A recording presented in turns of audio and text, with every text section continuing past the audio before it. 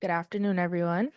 My name is Esther Mashore, and it is my pleasure to introduce our distinguished panelist and moderator. Thundi Mong is passionate about auditing, having spent nearly 20 years in the field. She started her career in 2004 as a compliance auditor at Trailblazer Health LLC.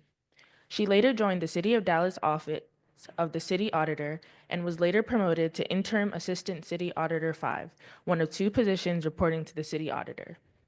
In 2019, the City of Baltimore recruited her for the position of Deputy City Auditor. In this role, she leads a 40-person team and oversees the city's annual comprehensive financial report. She serves as a vice chair of the Association of Local Government Auditors Advocacy Committee and a member of the Board of Trustees for Notre Dame of Maryland University. Thundi graduated from Notre Dame with a Bachelor of Business Administration in Accounting and Computer Information Systems and holds an Executive MBA in Global Leadership from the University of Texas at Dallas. Rebecca Tafe founded her graphic design company and marketing company, Red Start Creative, in 2009 with the mission of creating clear communications for those who drive positive change in the world. Rebecca and her team worked creative strategic solutions in printing and electronic media for nonprofits and small businesses until the sale of Red Start Creative in 2022. She is now the Director of Marketing at Notre Dame of Maryland University. She's an inductee of the Daily Records Circle of Excellence and a recipient of the Daily Records Successful Under 40 VIP list, the Daily Records Leading Women Award, and Smart CEO Corporate Culture Award. Jade Stewart is a senior international business major at Notre Dame of Maryland University. She is a member of the Elizabeth Morrissey Honors Program and the Delta Epsilon Sigma Honor Society. She is a member of both the women's volleyball team and the women's lacrosse team, and she's heavily involved in the Student Athlete Advisory Committee. She serves as an executive board social media coordinator and a representative for the United East Conference. For the past year, she has been interning at Intralox. Now, I will turn it over to Jade Stewart, our student moderator. Thank you, everyone, and thank you, everyone, for being here, and thank you to our panelists. I guess we'll go ahead and jump right into our questions. Our first question is pretty simple, and I just want to ask you both, what brought you to Notre Dame? I don't know if we're going in order or not, can bounce back and forth. So, fun fact is I have known about Notre Dame my whole life. My mom and my aunt are actually alums. So, when the job posting came up here, I knew so much about it, and it was always kind of part of our family. I for sure was dragged out on this lawn at reunions when I was a little kid. And then actually my husband and I got married in the chapel here. So a really nice history. And after I sold my business, I was like, what am I going to do now? And it was really nice when this popped up. I'm like, to come to a place that I had such a comfort level and a familiarity with. So it was really nice. It felt like roads were leading me here.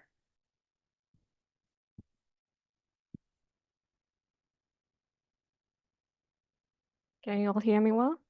Okay. Well, first of all, thank you for having me today. I'm going to give you all a long answer because I wanted you to understand what I value, and I'm hoping that I will be able to connect some of you. So I'm originally from Burma. I was born and raised in Rangoon, Burma. I was raised under a socialist system and then military government one after another. So I was not able to go to school approximately like 4 or 5 years in my life because the whole country asked for democracy, and countrywide protest demonstrations were led by students. So whenever those things happened, the military government reaction is they just close the schools. So when I was in the 4th grade, they closed the school for a year. They reopened the school, but they did not reopen the higher education. So there were overlaps, so I had to wait a year and a half to get into a college. And guess what? 2 weeks after I started at college, another student-led demonstration happened, and they closed the school for 3 years. But I was lucky to get out from the school, from the country after 18 months. And basically, I came to Maryland because my sister had been here. So I went to Howard Community College for 2 years, and then, what I'm going to do next. And I got offered from 3 schools. One is from Notre Dame, and another one is from Virginia Tech, another one is from University of Hawaii. I decided to come to Notre Dame because it is a private university with a small size class that gave me the opportunity to have more interaction with faculty and instructors, and then environment fostered more individualized, relationship and interaction with faculties.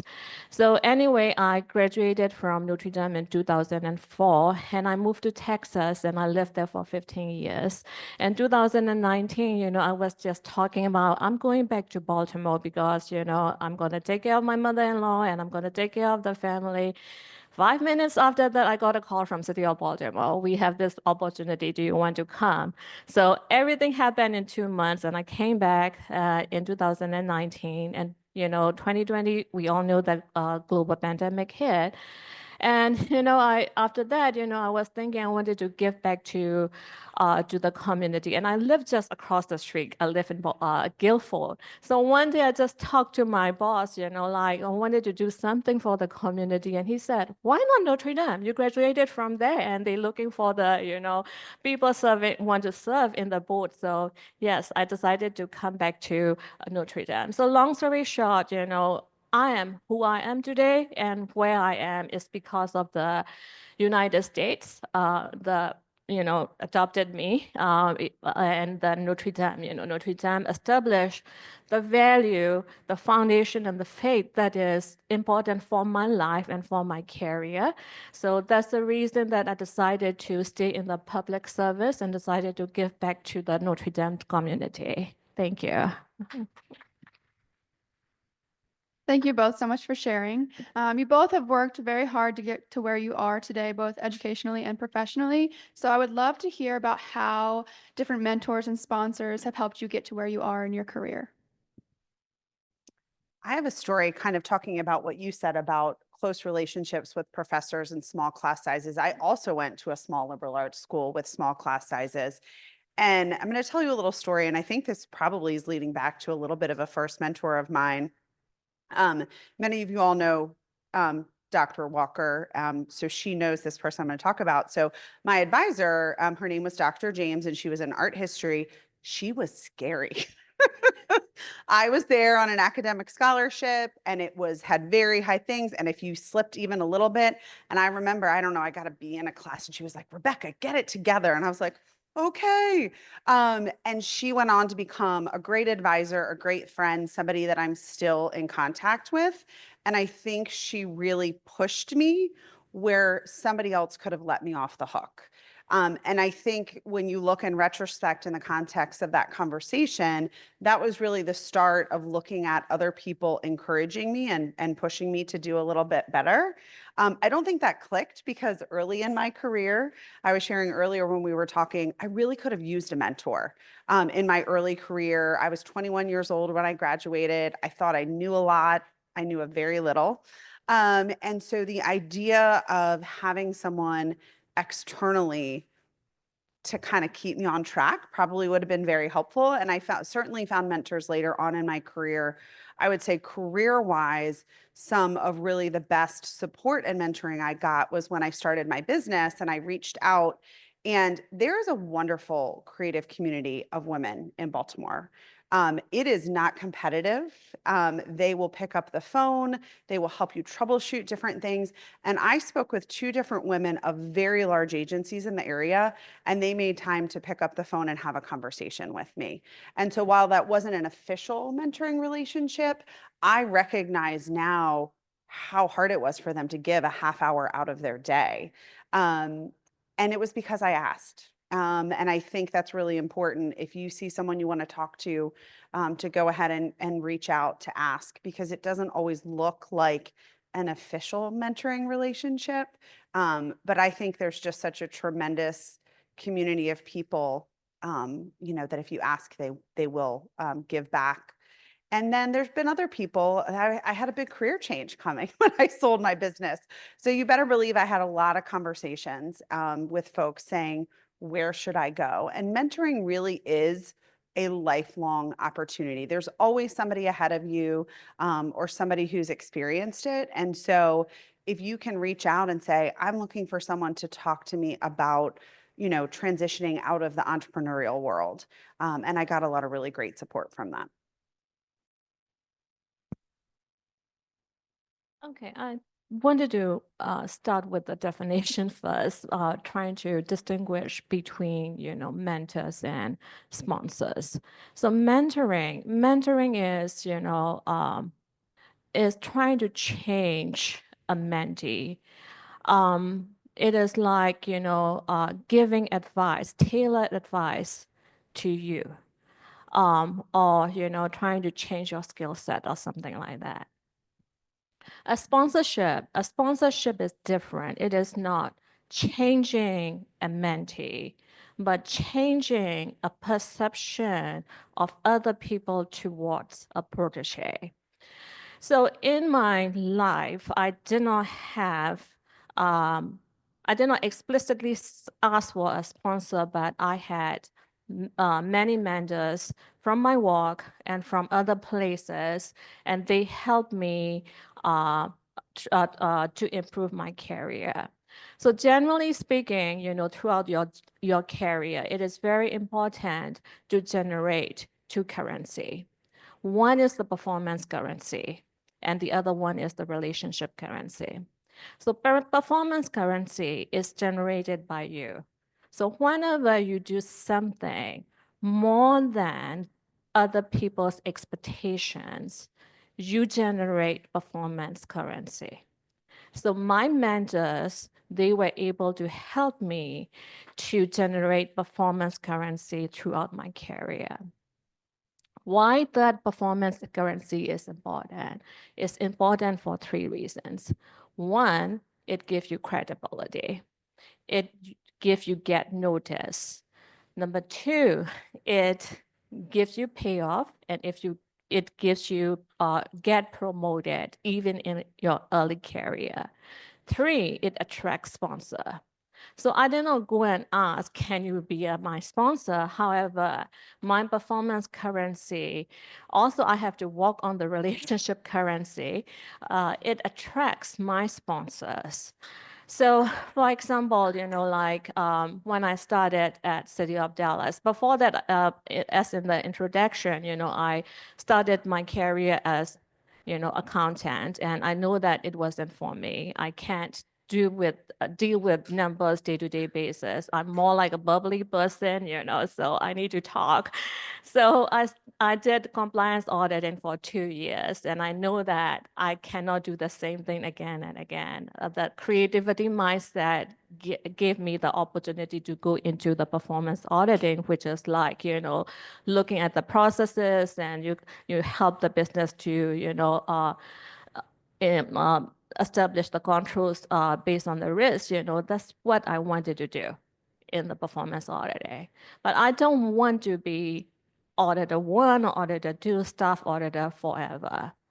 I wanted to go up. I wanted to climb up the corporate ladder. So in the interview with the City of Dallas, I told the leadership team, I said, my ultimate goal, I want to be a city auditor one day. So help me get there. I want to build up my profile. But at the same time, you have to work hard to generate your performance currency. I know that. So what I did was, I consistently generated the currency. I built the relationship. I built the trust. Because, like when you go ask for somebody, you have to be able to convince them that, you can do the work. They have to spontaneously see the credibility in you. They have to see they have to have the confidence in you and your work. So basically, they gotta know, they have to know you. So relationship currency is also important. So long story short, I did not really ask for, whether somebody can be my sponsors, but my work spoke for it. Also, the relationship building helped me through the career. So I was promoted 3 times within a decade, and basically, I made myself, indispensable to my direct boss and the city auditor. So they trusted in me. And, by the time they decided to retire in 2018 June, they left the office with me. So I served like an interim city auditor position for a few months before I joined the city of Baltimore. Thank you. Is it working? Here we go. Okay.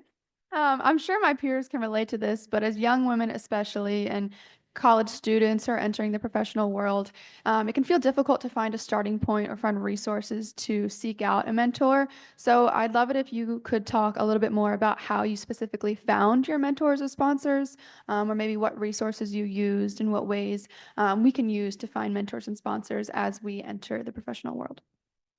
I love that. I mentioned before, I really could have used a mentor in my early 20s.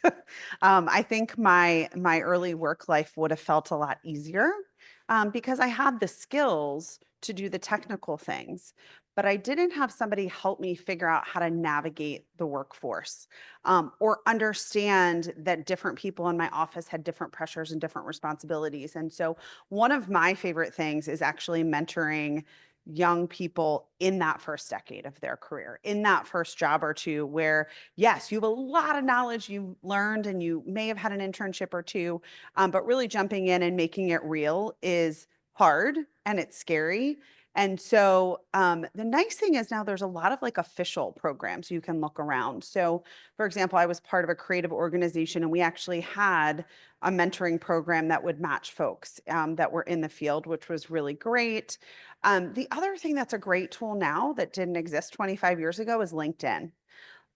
If you are a college student, I hope you all are on LinkedIn. I hope you're connecting with each other. I hope you're connecting on LinkedIn with your roommate's parents. These are all folks that are going to help build your professional network. And as you said, to ask, right? So if you're looking for a mentor and you've built that LinkedIn, say, hey, I'm starting my career in sales. I would really love to have a mentor who could meet with me a few times a year. Does anyone have any recommendations? And so you've got that great online tool where your network can be exponentially bigger than the folks that you would see around. And you have tools such as Zoom that you could actually meet with someone virtually too. So you really have access to a lot of tools.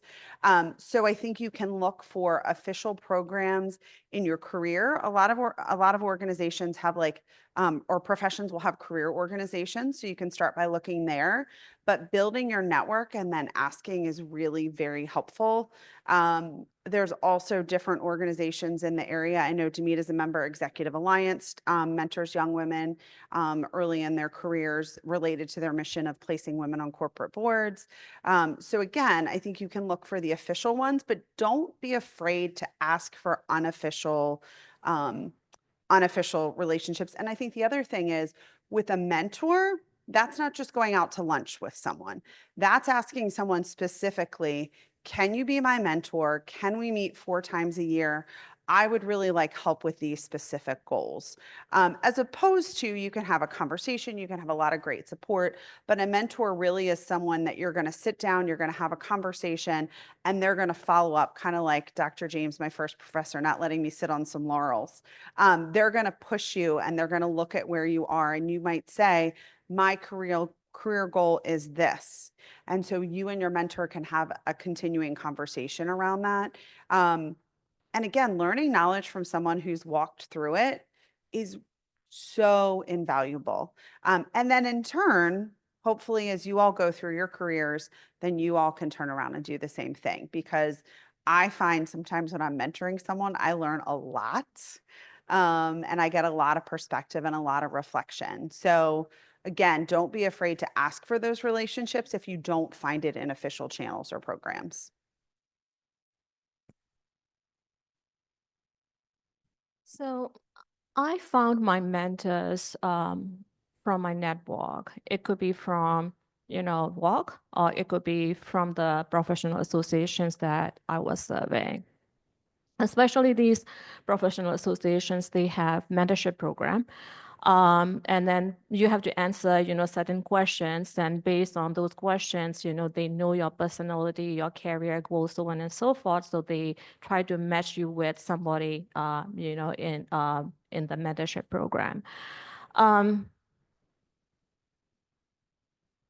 So I think in general, I would suggest, define your career goal or skill set that you want to improve, or certain things that, it could be from life goal or career goal, whatever it is. Number one is, what do you want to do? Where do you want to go? You got to know that thing first.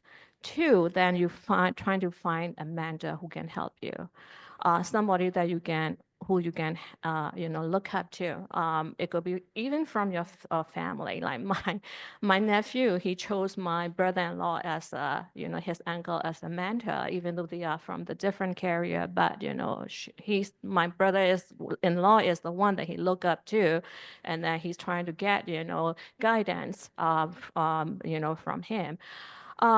In terms of sponsorship, I already talked about, the importance of generating two currency, performance currency and relationship currency. But it doesn't hurt to ask, I mean, I would suggest, like you ask after you establish affirmative relationship with that person. I mean, you just ask. There are only two things happen, yes or no, right? You're not going to lose anything. But if they say no, that could be like, I was talking with the meter one day, like it could be like three reasons. One, maybe they don't know your performance. In that case, try to take the opportunity to give them the chance to know you. Or maybe they say no because they, or even though you think that they have the power to change things, they may probably not have power. Or maybe the third thing is like they just don't like you. But what you're going to lose? Nothing. They will say yes or no. If you don't try it, you will never know.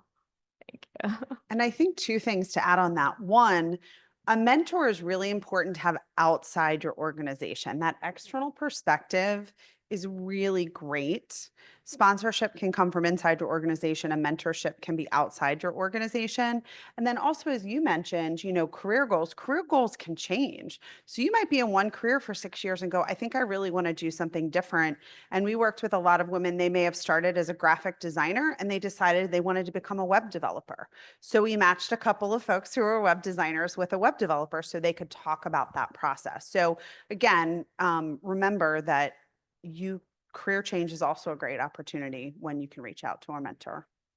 Awesome. Thank you both. I think that's super helpful advice. Like we kind of touched on a little bit, asking someone to be your mentor can be sometimes an intimidating experience, especially for someone who's just entering the field. Do you have any further advice to a college student or early professional about the way to approach someone to be your mentor? Well, I would suggest, as I said before, you have to know what you want to do, where you want to go.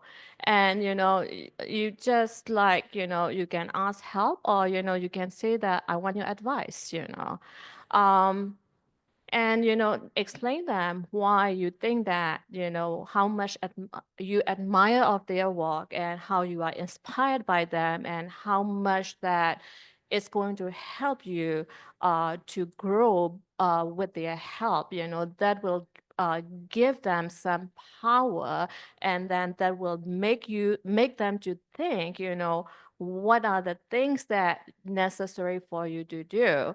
Probably it is like a networking, right? You never know, like down the road, I mean, they may not be helpful for you right now, but one day you never know, there will be opportunity for you. And then the first thing that they're going to do is they're going to think about you because you ask and you tell them what you want to do.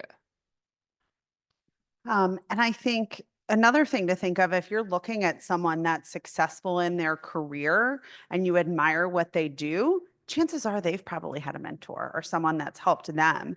So if you also keep that in mind, I think reaching out for an initial conversation, if you don't know them, asking someone else to introduce you, which again can be a little bit scary, but if there's someone that can bridge that gap, and again, if you've built, you've built your network, electronically on LinkedIn, that's another great way that people may have seen you and seen what you've been doing. So I think people talk about this in a much more public way than before. I'm sure people have been mentored from the beginning of time, but it probably wasn't called that. It probably didn't have official programs. And so now you have a lot of this. So people in their careers are probably familiar with it too. So I think that's something to remember, that they've probably been asked before and they'll probably get asked again. And so I think just put your best foot forward. And I think most people would be honored too to have someone. So I think it would make someone really happy as well. Thank you. I think it's been great to hear about both of your experiences with your mentors. So I'd love to hear some of the most important lessons that you've learned from either your mentors or sponsors throughout your careers. I mentioned a little earlier talking to a woman who owned a really successful creative firm in the area. And this stuck with me. I probably talked to her. I had a tiny little closet office in the basement of my first house. And I remember talking to her on the phone and being like, I can't believe I'm talking to her on the phone. Could not have been more lovely. And at the time, I had 1099 folks. So they were contractors for me.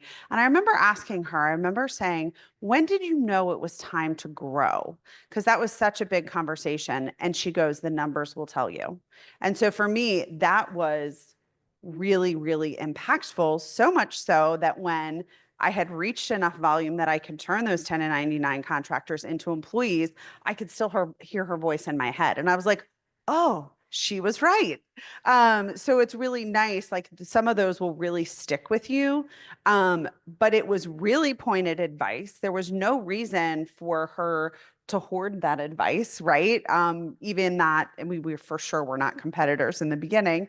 But when people, people sometimes worry about that competitive nature. But I think that for me was really, really big. And it actually helped me over the years look at different decisions. And even though it was not in an official capacity, my very first job at an advertising agency, I had the most wonderful boss. She had the biggest heart. She loved what she did. She was always so busy. She would just blow in from a client call and she'd be like, okay, we're going to do this and we're going to do this and we're going to do this. And I think from her, I really learned just by her actions. I learned how much she cared for her clients. I learned how much she cared for the people who worked for her. I think I learned some other things. Maybe let's really invoice the hours we worked, as opposed to she'd be like, we'll just discount that. So you can learn a lot of different things. But I think from her, I really learned that it was okay to lead with your heart in business. So I think that was, we never sat down and had a conversation, but I could see it in everything that she did. So that was really impactful.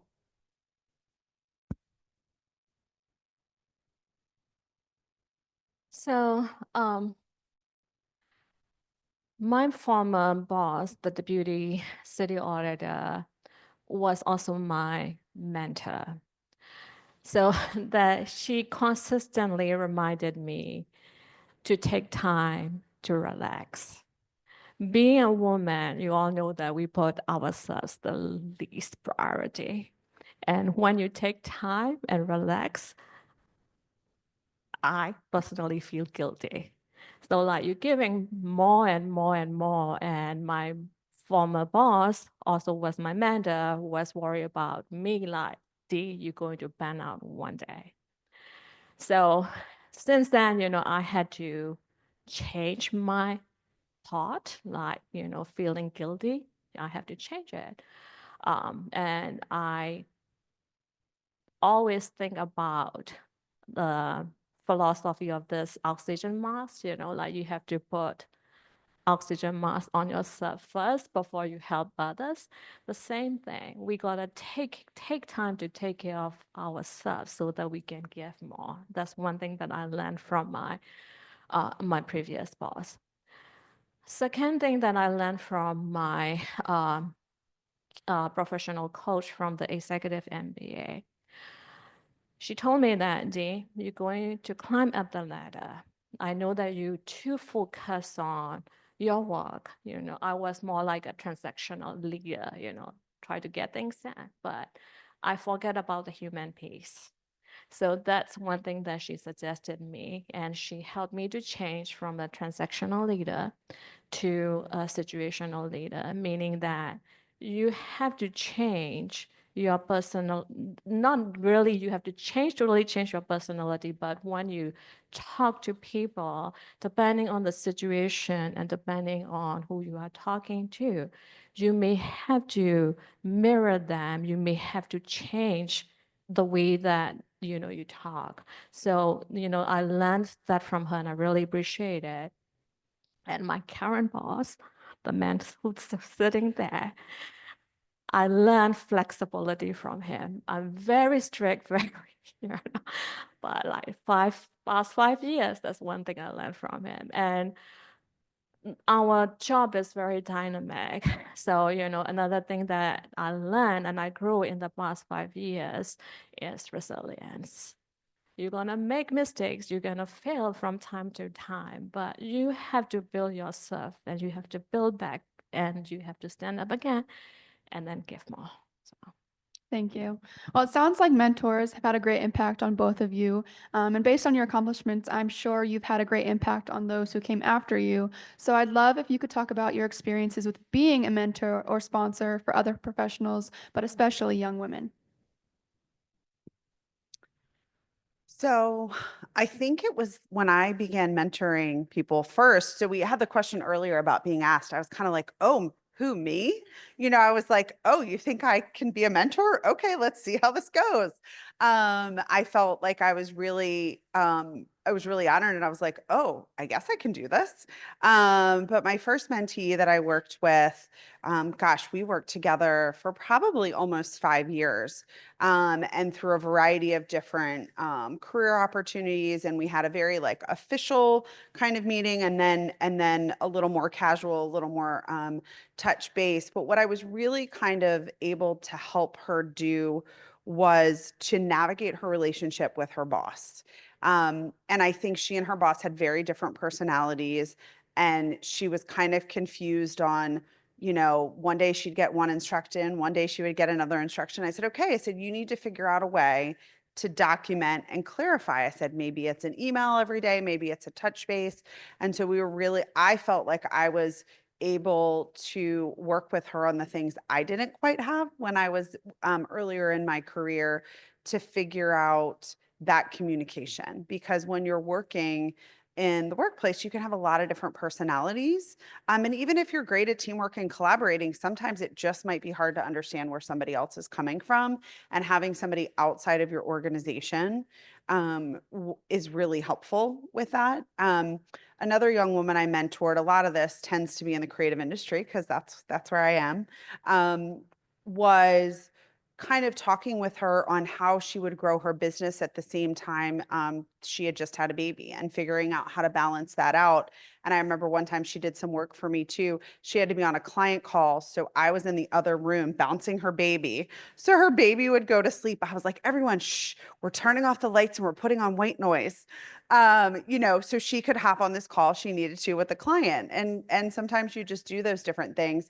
I think one thing, and I know this is a theme on a lot of different things, but I think when you're mentoring someone is you alluded to this too, give yourself some grace. You're going to make mistakes and you're going to mess up. And that can be one of the most valuable learning experiences. And I think sometimes when we head out into the workforce, we think we're supposed to know everything and we're supposed to have everything right. And I think as human beings, we're just constantly learning and you want to stay open to that. So I think that was something that was really helpful too. Like you might make a mistake in your job, or you might choose the wrong job entirely, right? Or you might want to switch careers. And so I think also reminding people just to be kind to themselves and give themselves a little bit of grace in those learning experiences and those learning curves. But again, I think a lot of it was a foil back to me. So I'm like, oh, what am I telling this person? Oh, maybe I should give myself a little bit of grace or give myself a little bit of self-care. And so I think that's a really phenomenal thing as you're building relationships with other people. You learn so much from it, which is really, really enjoyable. Had a similar story like Rebecca. So one young lady, actually she was a staff auditor and not from the same office. I was in Dallas and she was in San Antonio, Texas, and I was volunteering in a mentorship program for one of the professional associations that I was surveying. So anyway, I guided her. She had similar story like what you were saying, that she had personality conflict with her boss. So basically, I had to guide her and give her some advice how to navigate through this, challenging relationship with her boss.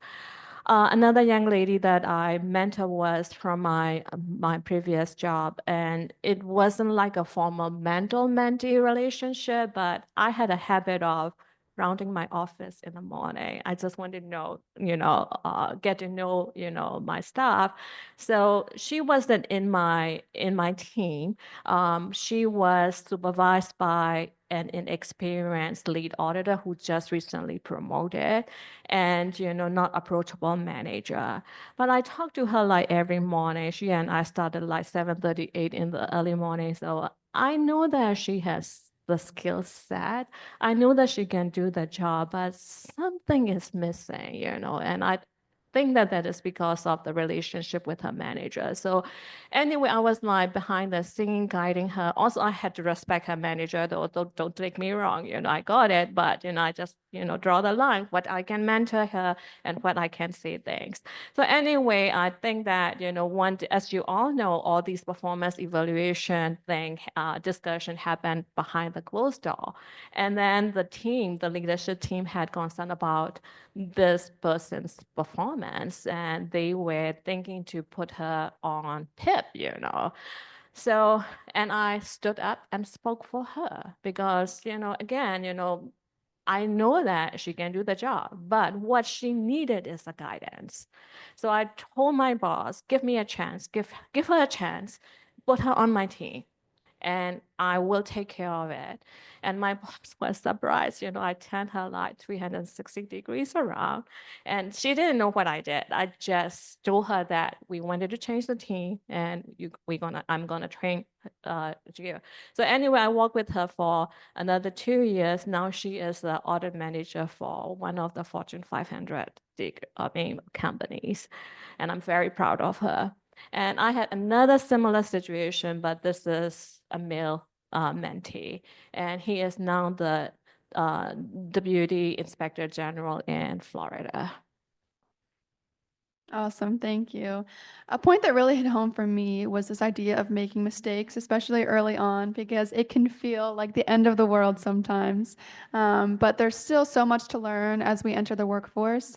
So I really want to know a little bit more about why it's important for women, especially, to seek out these mentors so early on in their career, so they have someone to kind of guide them through these introductory times and let them know that these mistakes are not the end of the world.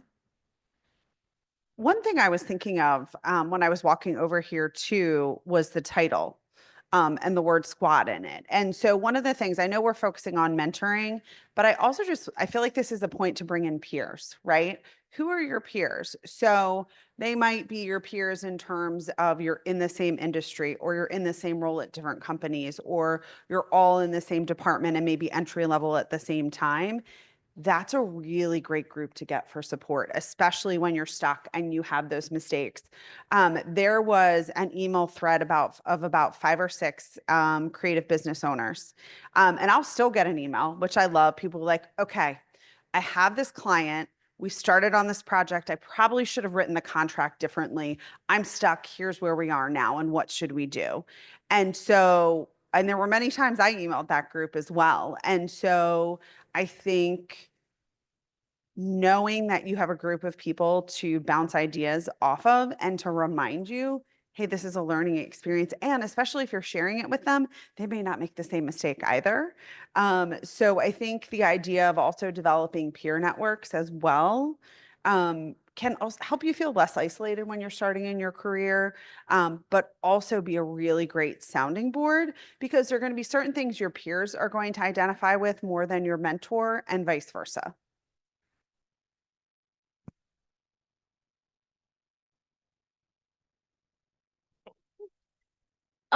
So like generally speaking, I will say like in early career, right, in the first 3 years, you have to generate the performance currency.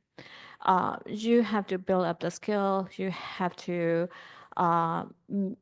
build the credibility, and you have to make your way to be visible in the environment so that it will give you the opportunities to climb the corporate ladder. So as I said before, mentors going to help you give advice to advance your career. Also, they will help you change or improve the skill sets that you are trying to try for.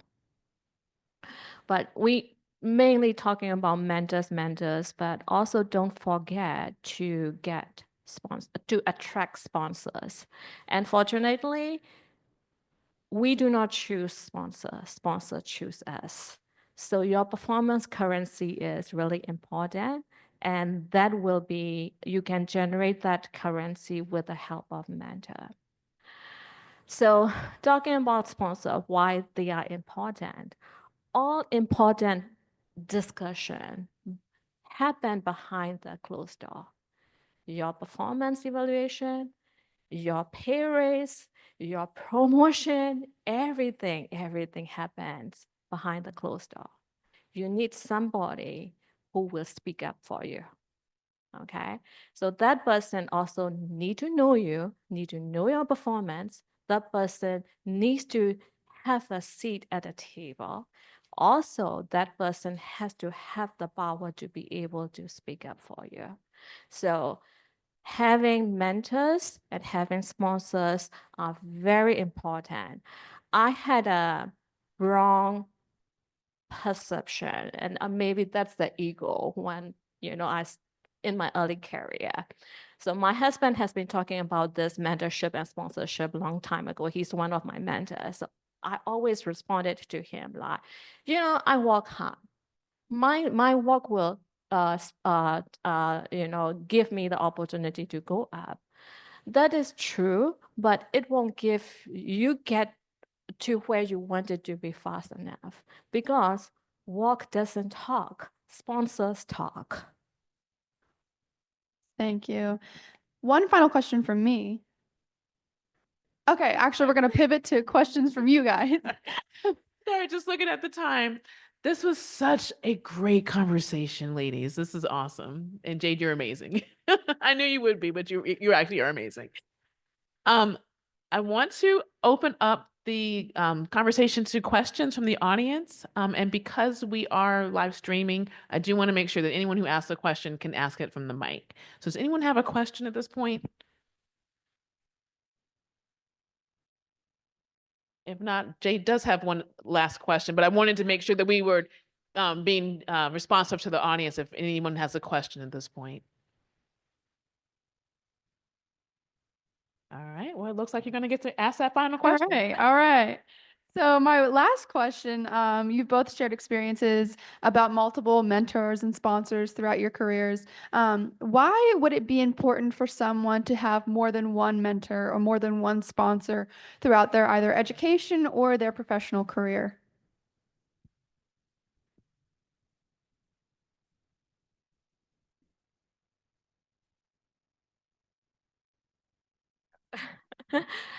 I'm an accountant, I'm an auditor, so I'm talking about numbers. I'm just kidding. So just like you diversify your asset, right? You gotta diversify your sponsors and your mentors. It is just like creating a good support system. you can have it all, but you can only have it all if you have good supporters. So having multiple supporters is very, very important. I think that's right. I mean, kind of what you're saying is it's a little bit of a numbers game too, right? But just as you're going to grow and evolve in your career change and phases of life, so is everyone else. So you might have a mentor that's really phenomenal, but maybe they have a move or a change or a job that all of a sudden becomes more demanding. Or you all have worked really well together and you've hit all of those goals. It's always great to have a different perspective. I really love whenever you're talking about a team or collaboration, that when you bring different lived experiences to the table, the sum is greater than the parts. And I think the same can be said for mentorship. When you're looking at different people that have either come from different career paths or different geography or different educational backgrounds, you're going to get a different perspective, which is great. And so that's really going to help support your career journey by getting different perspectives. Thank you both so much. It's really inspiring to hear that there's so many opportunities for support out there, I know, as we enter the workforce. Awesome. Thank you so much, ladies. Please give them a round of applause. This was absolutely wonderful. And again, I knew I would be, but just to hear the various different insights, I think is very impactful, and hopefully our students got a lot out of it.